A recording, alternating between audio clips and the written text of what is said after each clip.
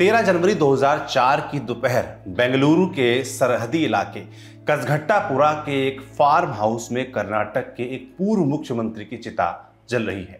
देश के उप प्रधानमंत्री लाल कृष्ण आडवाणी, पूर्व प्रधानमंत्री चंद्रशेखर और एचडी देवेगौड़ा के साथ प्रदेश के मुख्यमंत्री एसएम कृष्णा मौजूद हैं। सुरक्षा व्यवस्था चाक चौबंद है, चप्पे चप्पे पर पुलिस तैनात है कि तभी फार्म हाउस के दरवाजे पर एक तमाशा घटता है। उस तमाशे में एक दृश्य है। उस दृश्य में एक महिला है जो भीतर जल रही चिता तक पहुंचने के लिए सुरक्षा कर्मियों से उलझ रही है। पुलिस उसे बाहर निकालने की कोशिश कर रही है। महिला रोते हुए मीडिया को बताती है, भीतर 77 साल के जिस बुजुर्ग नेता की चिता जल रही है वो उसके 2 जुड़वा बच्चों का बाप है। वो महिला बुजुर्ग नेता से 35 साल छोटी प्रसिद्ध नृत्यांगना प्रतिभा प्रहलाद थी और उस बुजुर्ग नेता का नाम था रामकृष्ण हेगड़े।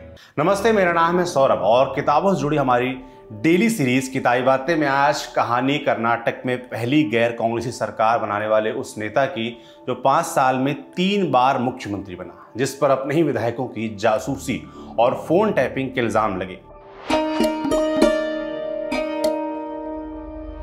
ये कहानी है कांग्रेस की नर्सरी से निकले, जनता पार्टी के प्रयोगों में ढले और जनता दल के दंगल में हारे रामकृष्ण हेगड़े की, और इसका आधार है जीस रसेल और रोनाल्ड कोन की किताब रामकृष्ण हेगड़े। शुरू करते हैं पहली कहानी, जब किस्मत के आसरे मुख्यमंत्री बने हेगड़े। 8 जनवरी 1983 की सुबह उड़ीसा के सीएम रहे बीजू पटनायक दिल्ली से बेंगलुरु रवाना होते हैं। उन्हें कर्नाटक में मुख्यमंत्री की कुर्सी के लिए एक व्यक्ति चुनना था, क्योंकि कुर्सी एक थी और दावेदार 3। पहले दावेदार थे वोक्कलिगा जाति के नेता एचडी देवेगौड़ा, दूसरे नंबर पर थे लिंगायतों के नेता एसआर बोम्मई और कुर्सी के तीसरे दावेदार थे पिछड़ों के नेता एस बंगारप्पा। देवेगौड़ा का दावा था कि उनके पास 94 में से 40 विधायकों का समर्थन है। वहीं दूसरी तरफ एसआर बोम्मई लिंगायत विधायकों और कर्नाटक के सबसे बड़े नेता एस निजलिंगप्पा के समर्थन की बात कर रहे थे। उधर एस बंगारप्पा कह रहे थे कि उन्हें मुख्यमंत्री बनाया जाए क्योंकि उन्होंने जनता क्रांति रंगा गठबंधन को पिछड़ों का वोट दिलवाया है। उनके दावे के तहत बंगारप्पा के पास सिर्फ 10 विधायकों का समर्थन था। उनकी पार्टी कर्नाटक क्रांति रंगा के 30 विधायकों में ही 20 उनका विरोध कर रहे थे। ये 20 विधायक ना बंगारप्पा के नाम पर राजी थे और ना देवेगौड़ा बनाम बोम्मई में से किसी को चुनना चाहते थे। इन विधायकों ने देवराज उर्स के वफादार अब्दुल नजीर साहब का नाम आगे कर दावेदारों में एक मुसलमान नाम भी जोड़ दिया था। शाम होते होते बीजू पटनायक को समझ आ गया था कि किसी भी दावेदार के पास 50 विधायकों का भी समर्थन नहीं है। पटनायक ने अगली सुबह से पहले कर्नाटक के बुजुर्ग नेता निजलिंगप्पा के साथ एक बैठक की और फिर सब तय हो गया। उस बैठक में एक पटकथा लिखी गई। एक नायक चुना गया जिसने 1983 के विधानसभा चुनाव में विधायकी का चुनाव भी नहीं लड़ा था, जो सूबे की सियासत में दावेदारी से कहीं दूर दिल्ली में बिखरती हुई जनता पार्टी का महासचिव था। उसके पास राज्यसभा की सांसदी के अलावा कुछ था तो वो था गुरु निजलिंगप्पा का भरोसा। 9 जनवरी 1983 की सुबह जनता क्रांति रंगा के विधायकों की संयुक्त बैठक में बीजू पटनायक भाषण शुरू करते हैं। हमें कोई ऐसा नेता चुनना है जिसके नाम पर पार्टी के भीतर और बाहर समर्थन जुटाया जा सके। कॉन्फ्रेंस हॉल में कुछ देर के लिए सन्नाटा रहा। फिर देवेगौड़ा उठे और बोले, रामकृष्ण हेगड़े। मंच पर बैठे निजलिंगप्पा मुस्कुराए। उनकी मुस्कान एक बूढ़े शेर की मुस्कान थी, ऐसी मुस्कान जो किसी पुरानी इच्छा की तृप्ति के बाद चेहरे पर उभरती है। एसआर बोम्मई ने रामकृष्ण हेगड़े के नाम प्रस्तावित करके औपचारिकता पूरी की और हेगड़े नेता चुन लिए गए।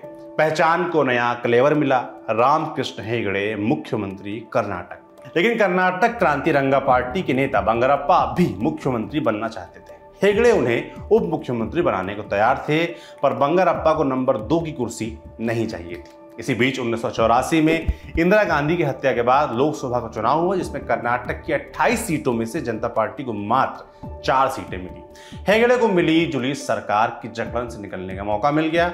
उन्होंने कहा कि उनकी पार्टी की हार दिखाती है कि अब उनके पास जनता का लोकप्रिय बहुमत नहीं है, इसलिए उन्होंने विधानसभा भंग कर दी और फिर से 1985 के विधानसभा चुनाव में उतर गए। हेगड़े जानते थे कि उन्हें उनके कामों, उनकी और उनकी सरकार की नैतिक और आदर्श छवि के बूते बहुमत मिल जाएगा। हुआ भी ऐसा ही। जनता पार्टी 139 सीटें जीतकर पूर्ण बहुमत की सरकार बनाने में सफल रही और हेगड़े एक बार फिर मुख्यमंत्री बन गए। लेकिन अभी एक और इस्तीफा होना है, एक और शपथ की अहद बाकी है। दरअसल इसी बीच रामकृष्ण हेगड़े सरकार पर शराब बनाने के लिए ताड़ी निकालने का ठेका देने पर धांधली और रिश्वतखोरी का इल्जाम लगा उन पर, और इस मामले में कर्नाटक हाईकोर्ट ने हेगड़े सरकार को फटकार भी लगाई। रामकृष्ण हेगड़े ने अपनी छवि बचाने और जनता में भ्रष्टाचार के खिलाफ गंभीरता दिखाने के लिए 13 फरवरी 1986 को इस्तीफा दे दिया। अंग्रेजी का तर्जुमा उधार लूं तो कहूंगा ये हेगड़े का कैलकुलेटिव रिस्क था, क्योंकि जनभावना अभी भी उनके समर्थन में थी। 3 दिन बाद ही 16 फरवरी 1986 को हेगड़े ने इस्तीफा वापस लिया और दोबारा मुख्यमंत्री बन गए। हालांकि इससे पहले भी हेगड़े की सरकार गिराने की एक कोशिश हुई थी कांग्रेस आई की तरफ से, जिसने विधायकों की जोड़ तोड़ की कोशिश की थी। इसका पता एक रिकॉर्डिंग के जरिए चला था। निर्दलीय विधायक सी बैरेगौड़ा और कांग्रेस आई की वीरप्पा मोइली के बीच विधायकों को खरीद फरोख्त की बात टेलीफोन पर टेप की गई थी। दरअसल हेगड़े जानते थे कि बैरेगौड़ा के मार्फत कांग्रेस जनता सरकार में तोड़फोड़ कर सकती है, इसलिए गौड़ा को वाटर सप्लाई और सीवेज बोर्ड का अध्यक्ष बनाया गया और उनके फोन की टेपिंग की जाती रही। कांग्रेस नेता वीरप्पा मोइली बैरेगौड़ा को 2 लाख रुपए के एवज में हेगड़े सरकार छोड़ने और 4 कैबिनेट मंत्रियों सहित अन्य विधायकों से बात करने के लिए कह रहे थे। मोइली और गौड़ा की इस बातचीत की रिकॉर्डिंग हेगड़े दिल्ली की एक प्रेस कॉन्फ्रेंस में सरकार के 9 मंत्रियों की मौजूदगी में सुनाते हैं। इनमें से 3 मंत्री वो भी थे जिनका जिक्र मोइली और गौड़ा की बातचीत में था। जनता पार्टी के राष्ट्रीय अध्यक्ष चंद्रशेखर ने इस साजिश के लिए इंदिरा गांधी को जिम्मेदार ठहराया। जनता पार्टी के 7 अन्य विपक्षी पार्टियां पार्लियामेंट में हंगामा करते हुए वॉकआउट कर गईं। दिल्ली में हंगामा बरपा। कांग्रेस आई इस मुद्दे पर पीछे नहीं हटी। वीरप्पा मोइली रामकृष्ण हेगड़े पर सरकार द्वारा विपक्ष के नेताओं की जासूसी और निजता के हनन का आरोप लगाते हुए सुप्रीम कोर्ट की इंक्वायरी की मांग करते हैं, पर उनकी मांग मानी नहीं जाती। लेकिन मामला इतना बढ़ा कि अंततः हेगड़े सरकार गिर गई। आखिरी किस्सा जब हेगड़े प्रधानमंत्री बनना चाहते थे, लेकिन जनता दल का दंगल हार गए। दरअसल अजीत सिंह के जनता पार्टी में शामिल होने के मुद्दे पर चंद्रशेखर ने मई 1988 में जनता पार्टी छोड़ दी। रामकृष्ण हेगड़े भी चंद्रशेखर के साथ राजीव गांधी सरकार के बागी मंत्री वीपी सिंह की जनमोर्चा, जगजीवन कांग्रेस और लोक दल से मिलने से बनी पार्टी जनता दल में शामिल हो गए। 1991 के लोकसभा के चुनाव में हेगड़े बागलकोट लोकसभा सीट से कांग्रेस के उम्मीदवार सिद्धू न्यामगौड़ा से चुनाव हार गए। इसके पहले केंद्र की वीपी सिंह सरकार में हेगड़े प्लानिंग कमीशन के उपाध्यक्ष भी रह चुके थे। 1994 के कर्नाटक विधानसभा चुनाव में रामकृष्ण हेगड़े ने जनता दल और देवेगौड़ा के पक्ष में प्रचार किया। हेगड़े केंद्र की राजनीति करना चाहते थे, राजनीति वही पुरानी जिसके तहत मुख्यमंत्री बने थे। हेगड़े को लगता था कि नरसिम्हा राव सरकार के बाद केंद्र की अस्थिर सरकार बन रही है, कई सारे दावेदार हैं, ऐसे में वे इस खींचतान में उदासीन रहेंगे और जैसे पहले कई दावेदार होने की वजह से उन्हें मौका मिला था, इस बार भी ऐसा ही हो जाएगा। पर यहाँ धप्पा हो गया, ऐसा नहीं हुआ। 1996 के लोकसभा चुनाव में भाजपा 161 सीटों के साथ सबसे बड़ी पार्टी बनकर उभरी। दूसरे नंबर पर थी 140 सीटों के साथ कांग्रेस। मौका मिला 46 सीटों वाली जनता दल को। वीपी सिंह और ज्योति बसु के मना करने के बाद तय हुआ कि जनता दल के मौजूदा मुख्यमंत्री में से किसी को प्रधानमंत्री बना दिया जाए। लालू और मुलायम की रार के चलते नंबर आ गया देवेगौड़ा का। रामकृष्ण हेगड़े देखते रह गए, उनका समीकरण फेल हो गया। उन्होंने देवेगौड़ा को प्रधानमंत्री चुने जाने का विरोध किया। इसके बाद देवेगौड़ा के कहने पर जनता दल के अध्यक्ष लालू यादव ने उन्हें जनता दल से निष्कासित कर दिया। जनता दल के निष्कासन के बाद रामकृष्ण हेगड़े राष्ट्रीय लोक शक्ति नाम की राजनीतिक पार्टी बनाते हैं। 1998 के लोकसभा चुनाव में रामकृष्ण हेगड़े भाजपा के साथ गठबंधन करते हैं, जिसके वो जीवन भर विरोधी रहे थे। अटल बिहारी वाजपेयी की 13 महीनों की सरकार में रामकृष्ण हेगड़े कॉमर्स मिनिस्टर बनाए जाते हैं।